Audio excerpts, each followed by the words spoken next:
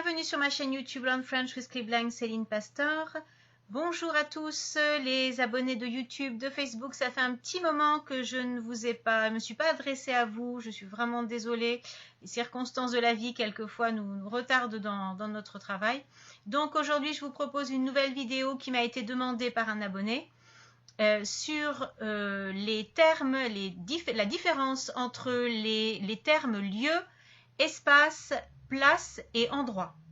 En effet, c'est souvent des mots qui créent une petite confusion, qui sont confondus, qui s'utilisent différemment dans d'autres langues où ils sont présents, comme le mot place, place par exemple en anglais. Donc on va faire le point sur tout ça maintenant, tout de suite, et on commence avec le premier terme. Alors on commence tout de suite avec le terme de lieu. Le lieu, je le traite en premier puisque c'est le plus général, c'est le mot qu'on utilise en général. Premièrement, le lieu signifie une localisation, c'est-à-dire quelque chose dans l'espace géographique. Ça peut être un quartier, une ville, une adresse, un bâtiment, etc. Par exemple, le lieu où il vit est très près d'ici. Donc voilà, ça peut désigner la maison, l'immeuble, etc. Ensuite, on va avoir une expression qui est le lieu de, c'est-à-dire où se passe ou où s'est passé un événement, voire une activité. Tout type d'événement, tout type d'activité. Comme par exemple le lieu du concert, le lieu du crime, un lieu de travail, etc. Donc ça peut s'entendre très bien dans un sens concret, ça peut éventuellement s'entendre dans un sens abstrait également. Ensuite, on va avoir une utilisation du terme au pluriel, les lieux, avec X, c'est-à-dire dans un local. Là, c'est vraiment une maison, un appartement ou encore un espace extérieur comme le terrain, un terrain. Un terrain, par exemple, où on voudrait faire construire une maison. Exemple, est-ce que vous voulez visiter les lieux avant de louer? Voilà, ça peut être aussi les lieux d'un tournage de cinéma. On utilisera ce mot au pluriel dans ce cas.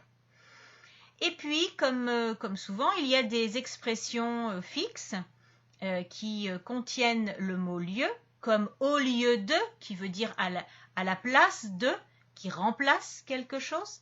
Par exemple, je voudrais du riz au lieu de frites avec le poisson.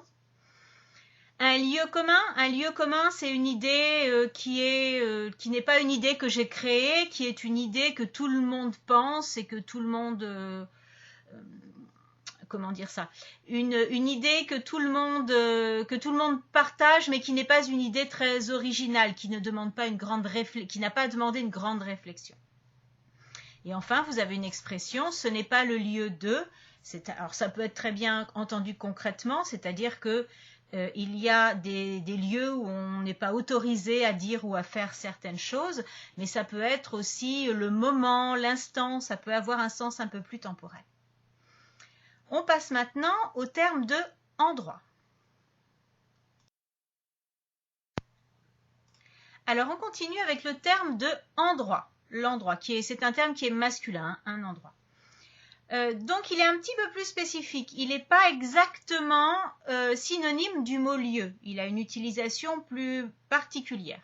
Alors on va voir tout de suite. Un endroit, c'est d'abord un lieu déterminé. Donc il y a une spécificité plus importante.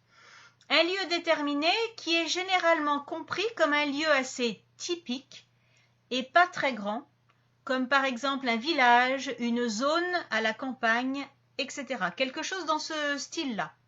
Quelque chose qui a une typicité, qui a un intérêt. Voilà. Par exemple, nous avons visité un joli endroit ce week-end. Ensuite, l'endroit de quelque chose, ça peut être la partie spécifique qui est dans ou sur une chose. Alors attention, ce n'est pas là où on met véritablement une chose, mais c'est plutôt la partie de la chose. Alors, ça peut être une pièce de la maison, on va voir avec un exemple, mais ça peut être aussi sur le corps, ça peut être sur un objet lui-même, la partie d'un objet, etc. Donc, exemple, l'endroit de la douleur, donc comme je vous disais sur une partie du corps, l'endroit d'une pièce dans la maison, donc voilà. à quel endroit dans la cuisine vous allez mettre le frigo. Donc ça veut dire la position. On est plutôt ici dans un synonyme de position. À quelle position dans la cuisine on va mettre le frigo, à quel endroit, plutôt à gauche, à droite, etc. Donc on est plutôt dans l'idée de positionnement. Et puis il y a un dernier sens qui lui est très particulier. L'endroit, c'est aussi le côté correct, je dirais le côté correct d'un objet qui est contraire à l'envers, qui est le côté incorrect. C'est le recto verso, l'endroit ce serait le recto. Exemple, tu as mis ton pull à l'envers, remets-le à l'endroit. On continue maintenant avec le mot place. Alors la place à présent, la place est une position particulière. Là, on est vraiment dans le terme de position, plus qu'avec l'endroit tout à l'heure, où c'était une partie de la définition. Mais là, la place, on est vraiment dans l'idée de positionnement. Alors, la place, tout d'abord, il faut savoir qu'au sens géographique, la place, c'est un lieu dans une ville, qui peut avoir la forme ronde, la forme carrée, la forme rectangulaire, mais une de ces formes en tout cas, et qui surtout porte un nom. C'est-à-dire que la place, c'est pas général, c'est pas quelque chose de très très général. C'est différent de la rue, différent de l'avenue, différent du boulevard. Il y a la rue, l'avenue, le boulevard et la place, et donc avec un nom. J'ai pris quelques exemples. La place de la Concorde à Paris, la place du Capitole à Rome, la place Rouge à Moscou. Tout ça, ce sont des places célèbres. Ensuite, la place, ça peut être la place d'un objet. Donc là, on revient sur le terme de position. C'est la position exacte où doit se mettre l'objet ou la personne. Donc c'est plus spécifique que l'endroit, ou l'endroit du frigo dans la cuisine par exemple. Là, ça va être la place du frigo dans la cuisine, c'est un positionnement très très très particulier, très spécifique, très exact, je dirais. Par exemple, je mets toujours mon sac à la même place, ça veut dire qu'il y a une habitude dans le positionnement quand on utilise le mot place, le plus souvent. Ensuite, vous avez la place d'une personne, il y a non seulement l'objet mais également la personne, c'est le lieu où la personne doit s'asseoir ou doit rester. Par exemple, ma place dans le train est la numéro 47, où j'ai acheté 2 places de théâtre pour samedi. Alors c'est la même chose, là je parle de place de théâtre ou de cinéma. On va même donner le mot place au ticket lui-même qu'on va acheter pour pouvoir bénéficier d'une place, d'une place assise dans une salle de cinéma ou du théâtre. Quand vous allez demander au guichet d'entrée pour entrer dans une salle de cinéma, vous allez pouvoir dire je voudrais une place pour tel film, une place pour telle pièce de théâtre. Ce sera vraiment le nom du ticket, donc c'est vraiment quelque chose de très très déterminé. Et enfin, dans ce cas-là, on a également quelques expressions. J'ai pris 2 petits exemples très courants. L'expression faire de la place, donc qui signifie ranger pour pouvoir créer de l'espace pour mettre plus de choses, par exemple. Ou alors quand vous dites aussi je ne suis pas à ma place, alors là ça a plutôt un sens social. C'est-à-dire que quand on se trouve au milieu d'un groupe social et on a l'impression de ne pas faire partie, pour différentes raisons, de ce groupe social, parce qu'on n'a pas le niveau, ou ça peut être aussi un niveau professionnel, dans un sens professionnel, on n'est pas à sa place parce qu'on n'a pas les compétences nécessaires pour pouvoir intégrer ce groupe, etc.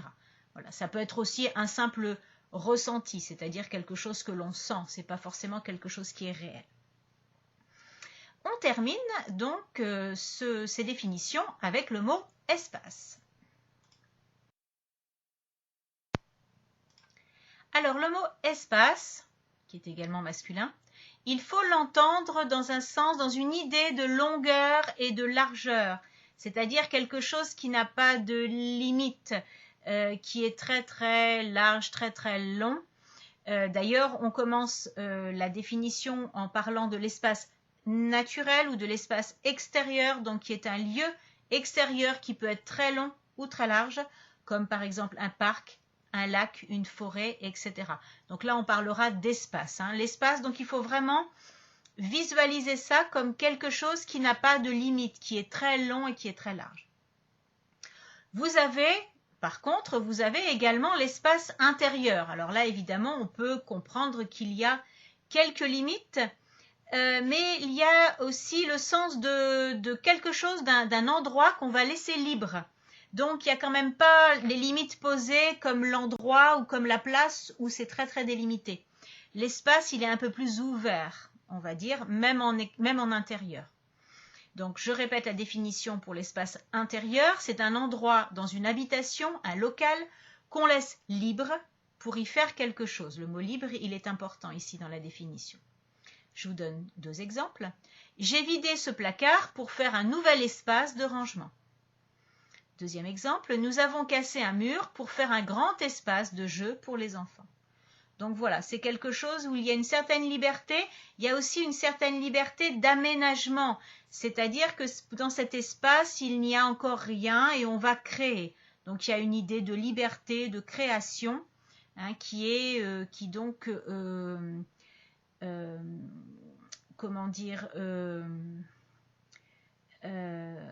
n'inclut pas véritablement l'idée de limite. Le fait qu'il y ait de la liberté de la création dans l'espace, il n'y a pas vraiment de limite. Donc on revient un petit peu à la définition générale de longueur et de largeur. Et enfin, l'espace, on l'utilise spécifiquement pour parler de l'univers à l'extérieur de la planète Terre, quand on dit par exemple que l'astronaute a voyagé 2 mois dans l'espace. Nous avons terminé sur les définitions, j'espère que tout a été clair pour vous. On va maintenant passer à un exercice pour voir si tout est bien compris. Donc voici l'exercice. Il faudra donc compléter, il y a 4 phrases, il faudra les compléter avec les 4 mots lieu, endroit, place ou espace. Donc il y a une possibilité pour chaque phrase. Et le mot ne peut être utilisé qu'une seule fois.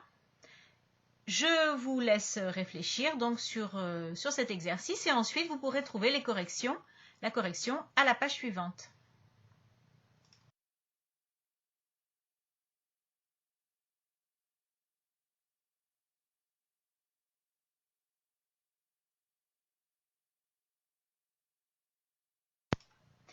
Et bien voilà, cette vidéo est déjà terminée. J'espère qu'elle a été claire pour vous et qu'elle vous a été utile. Si toutefois vous avez encore des questions, vous pouvez les poser en commentaire, donc sur YouTube, ou sur Facebook pour les abonnés de Facebook. N'hésitez pas surtout à demander aussi d'autres exemples pour confirmer certains points ou certains de ces termes. Je vous invite toujours donc à consulter mes autres vidéos sur Learn French with Scribline Céline Pastor sur YouTube. Vous pouvez également consulter ma page Facebook Learn French and Write with Scribline. Vous pouvez également consulter mon site internet www.celinepastor-scribline.com et si vous souhaitez me contacter pour des cours, vous pouvez toujours m'écrire par mail ou par téléphone, donc celinepastor@hotmail.com pour le mail et pour le téléphone 06 72 85 36 49. Je vous dis à très bientôt, j'espère très bientôt vous produire une nouvelle vidéo. Peut-être la prochaine fois avec un intervenant un peu particulier, on verra, je vous en reparlerai. D'ici là, je vous souhaite bon courage, bonne continuation dans vos études et à très bientôt.